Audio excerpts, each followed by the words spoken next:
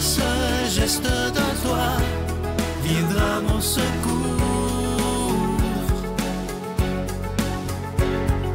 Viens semer dans mon âme le grain de l'amour. Je traverse un désert et je meurs de soif. Montre-moi le mystère qui garde la foi. Bon vendredi, bienvenue à votre émission La Victoire de l'amour. Pour sa chronique, on rejoint tout de suite Christine Michaud et à l'homélie, ce sera l'abbé David Vincent.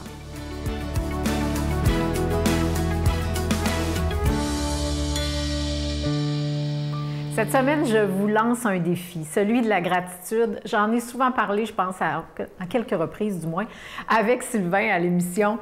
Mais c'est tellement important, c'est tellement bénéfique aussi pour nous de ressentir la gratitude. En fait, en psychologie positive, on a vu avec les recherches que c'était d'abord une des 10 émotions positives les plus puissantes qui existent. Les plus faciles aussi, la gratitude, c'est une des plus faciles à générer au quotidien et c'est celle qui apporte le plus de résultats positifs. Alors, mon défi, bien, il est plutôt simple, mais il faut quand même le faire. C'est comme pour tout défi. Alors, ce que je vous invite à faire cette semaine, c'est chaque jour, peut-être que c'est le matin en vous réveillant, vous trouverez votre moment idéal, mais c'est d'écrire, mettre par écrit 10 gratitudes. Là, vous allez me dire, hey, 10, c'est quand même beaucoup. Oui, mais si vous voulez que ça soit efficace, ça peut être ça. Bon, ça, c'est l'optimal. Mettons que le minimal, ce serait 3. Fait quelque part entre 3 et 10, déjà, si vous n'avez jamais fait d'exercice de ce genre, je pense que déjà, ça va vous donner une bonne longueur d'avance. Donc, qu'est-ce que vous faites? Vous écrivez dans vos gratitudes, qu'est-ce qui vous a touché? Qu'est-ce que vous avez vu, que vous avez trouvé beau, que vous avez aimé, qui vous a fait du bien? Tout ça, pourquoi vous avez envie de dire merci. Puis, il y a une deuxième étape au remerciement qui le rend encore plus puissant, c'est de dire pourquoi. Donc, c'est non seulement d'écrire merci pour telle chose, mais rajouter parce que. Pourquoi je dis merci pour ça? Pourquoi ça me touche finalement? Pourquoi ça me fait ressentir de la gratitude? Moi, j'ai un petit carnet, j'en ai plus qu'un, je suis rendue dans celui-là, où j'écris ces 10 gratitudes à tous les jours.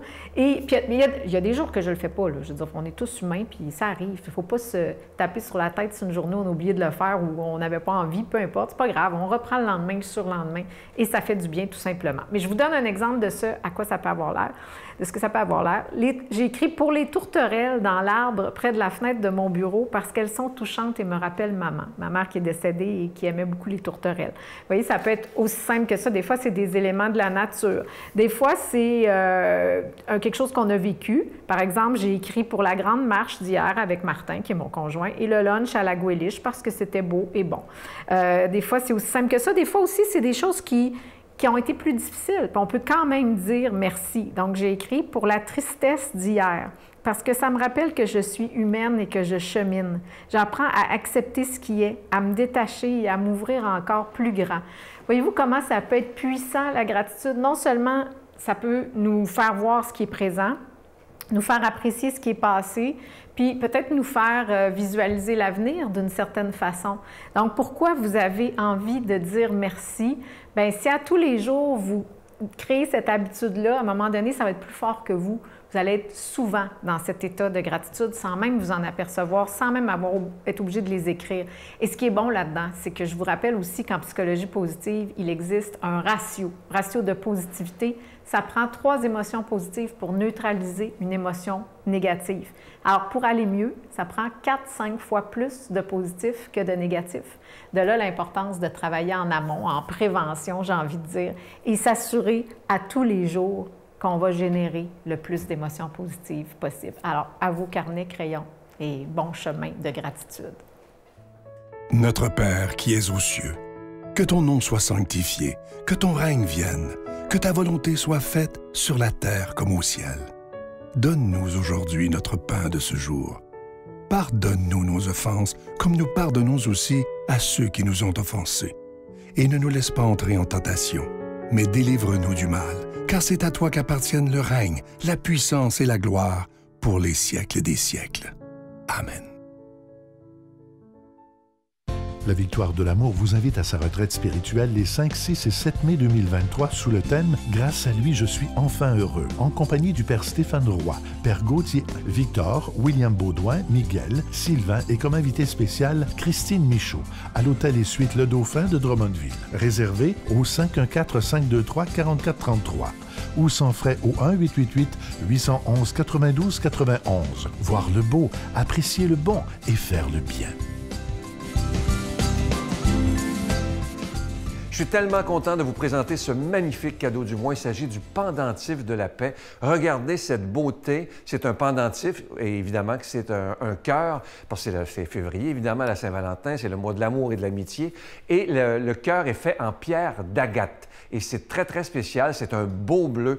Et lorsque vous recevrez ce pendentif, il sera déjà béni. Merci de tout cœur de ce que vous ferez pour la Victoire de l'amour. Je vous donne l'adresse en vous rappelant que vous le recevrez avec un don de 25 $ et si vous en voulez deux, avec un don de 40 $. Voici l'adresse postale. La Victoire de l'amour, case postale 120, succursale Boucherville à Boucherville, le J4B5E6, je vous la redonne. La Victoire de l'amour, case postale 120, succursale Boucherville à Boucherville, le J4B5E6. Également par téléphone, par carte de crédit, du lundi au vendredi, de 8h30 à 16h30 dans le 514-523-4433, 523-4433 ou sans frais le 1-888-811-9291, 1-888-811-9291 et aussi sur notre site Internet. C'est un moyen très facile, rapide et efficace de faire votre don, le www.lavictoiredelamour.org. Alors, je vous rappelle ce magnifique cadeau, je dois vous dire qu'il est beau, pas à peu près. On se force tellement pour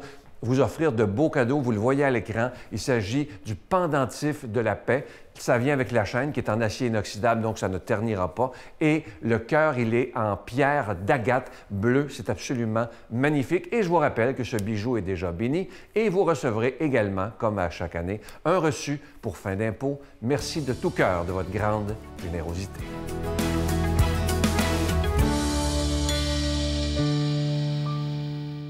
Mon Dieu, donnez-moi la sérénité d'accepter les choses que je ne peux changer, le courage de changer les choses que je peux et la sagesse d'en connaître la différence.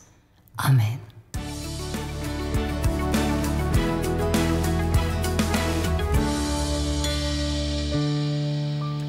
Bonjour, plongeons dans le message de Jésus pour nous aujourd'hui. Bonne nouvelle de Jésus-Christ selon saint Marc. Comme le nom de Jésus devenait célèbre, le roi Hérode en entendit parler. On disait, c'est Jean le Baptiste qui est ressuscité d'entre les morts. Et voilà pourquoi il a le pouvoir de faire des miracles. Hérode entendait ces propos et disait, c'est lui que j'ai fait décapiter. Jean, le voilà ressuscité? Car c'était lui, Hérode, qui avait fait arrêter Jean et l'avait mis en prison. En effet, il avait épousé Hérodiade, la femme de son frère Philippe, et Jean lui disait, « Tu n'as pas le droit de prendre la femme de ton frère. » Hérodiade en voulait donc à Jean, et elle cherchait à le faire mettre à mort. Mais elle n'y arrivait pas, parce qu'Hérode avait peur de Jean. Quand il avait entendu, il était très embarrassé, et pourtant il aimait l'entendre. Cependant, une occasion favorable se présenta. Lorsqu'Hérode, pour son anniversaire, donna un banquet à ses dignitaires, aux chefs de l'armée et aux notables de la Galilée. La fille d'Hérodiade fit son entrée et dansa. Elle plut à Hérode et à ses convives. Le roi dit à la jeune fille, « Demande-moi tout ce que tu veux et je te le donnerai. » Elle sortit alors pour dire à sa mère, « Qu'est-ce que je vais demander? » Hérodiade répondit, la tête de Jean-Baptiste. Le roi fut vivement contrarié, mais à cause du serment fait devant les convives, il ne voulut pas lui opposer un refus. Aussitôt, il envoya un garde avec l'ordre d'apporter la tête de Jean. Lorsque les disciples de Jean apprirent cela, ils vinrent prendre le corps et le déposèrent dans un tombeau. Acclamons la parole de Dieu. Louange à toi, Seigneur Jésus. Probablement que vous connaissez cette expression ou que vous l'avez déjà entendue. « Hey, là, je pense qu'il faut se parler des vraies affaires. » Moi, je me souviens quand j'étais jeune, puis que des fois j'avais des petits jobs d'étudiant, je me souviens que mon patron, à un moment donné, il m'avait dit, là, on va se dire les vraies affaires. Ton travail que tu as fait, tu vas le recommencer parce qu'il n'est pas tout à fait bien fait. J'avoue que, bien sûr, ça m'avait dérangé, mais il m'avait pourtant dit la vérité. Jean-Baptiste dit des choses qui dérangent, qui vont interpeller le roi Hérode, avec raison, puisque, dans le fond, il a épousé la femme de son frère. Jean-Baptiste va jusqu'au bout de ses convictions. Jean-Baptiste a une parole de feu. Ce que dit Jean-Baptiste, bien sûr, dérange, pose question, interpelle aussi. Jean-Baptiste, lui aussi, il n'a pas peur de dire les vraies affaires. Évidemment, comme je le mentionnais, ça va interpeller Hérode, mais encore plus Hérodiade, qui se sent encore plus mis de côté. Et évidemment, c'est à cause de cela, de ces paroles, que Jean-Baptiste va mourir, qu'il va être décapité. Mais il y a quand même un élément très intéressant dans l'Évangile qu'on vient d'entendre. Hérode aimait entendre Jean-Baptiste. Le témoignage de Jean-Baptiste, ce qu'il annonçait, rejoignait Hérode. Mais c'est à cause, dans le fond, qu'il ne voulait pas perdre la face.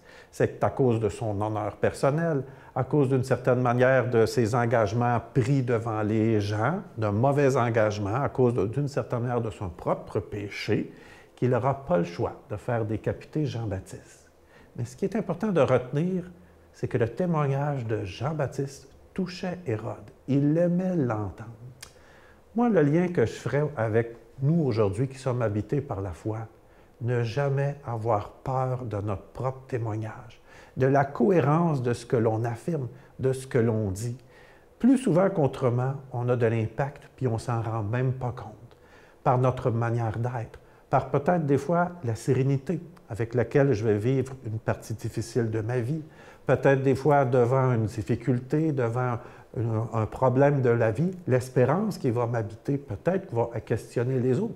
Ah, par sa manière de vivre, devant une difficulté, on dirait que tu continues à espérer, puis d'une certaine manière, tu t'en sors bien.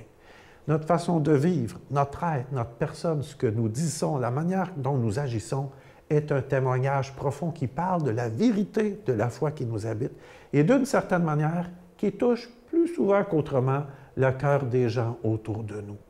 Et j'oserais dire qu'on a besoin aujourd'hui de personnes, un peu à l'image de Jean-Baptiste, qui n'ont pas peur de dire les vraies affaires et surtout de le vivre, j'oserais dire, dans leur vie, dans leur témoignage, dans ce qu'ils sont. Ce n'est pas toujours évident, évidemment, aujourd'hui, d'annoncer Jésus-Christ, de témoigner ou par sa manière d'être, de vouloir justement toucher les cœurs des gens. Mais moi, je t'interpelle bien que ce soit à prier, à demander cette grâce, peut-être à lire la parole de Dieu ou peut-être à demander au Seigneur justement qu'est-ce qu'il peut faire pour t'aider et ton témoignage va toucher les cœurs. Et je te bénis le Père, le Fils et le Saint-Esprit. Amen. Je vous salue Marie, pleine de grâce. Le Seigneur est avec vous. Vous êtes bénie entre toutes les femmes, et Jésus, le fruit de vos entrailles, est béni. Sainte Marie, Mère de Dieu, priez pour nous pécheurs, maintenant et à l'heure de notre mort. Amen.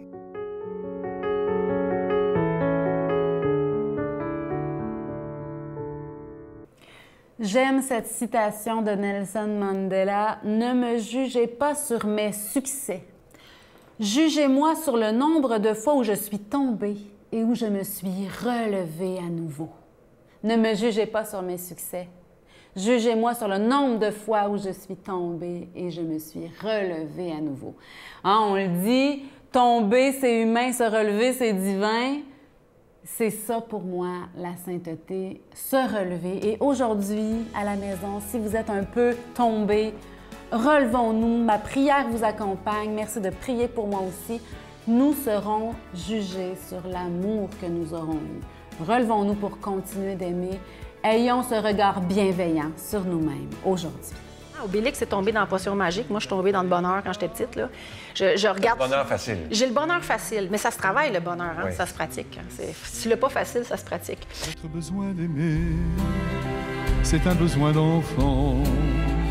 Avant que de marcher, c'est celui qu'on apprend.